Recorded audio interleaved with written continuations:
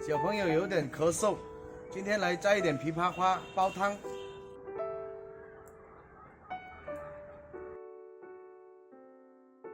碗中加水，加适量盐，把枇杷花放进去泡一会儿。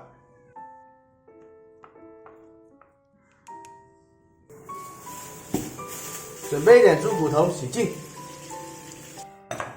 好，拿去焯一下水，冷水下锅，加上点料酒。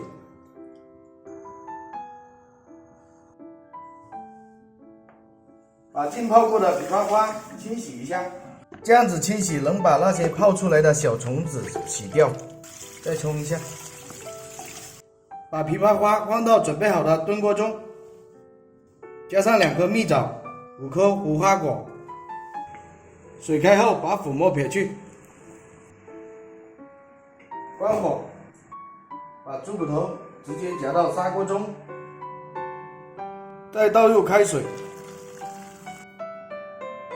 把炖锅放到另外一个开水锅中，盖上锅盖，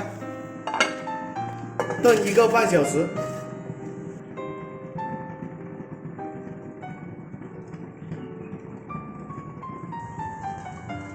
时间到了，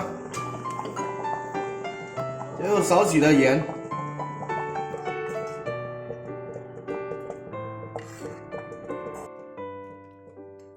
这道润肺止渴的枇杷花猪骨汤就做好了，喜欢的朋友试一下啊！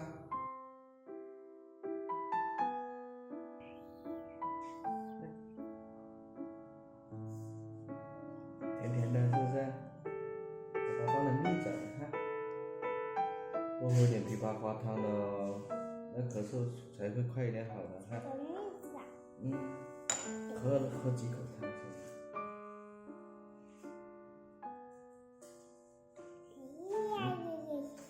自己来呀，慢慢来哟。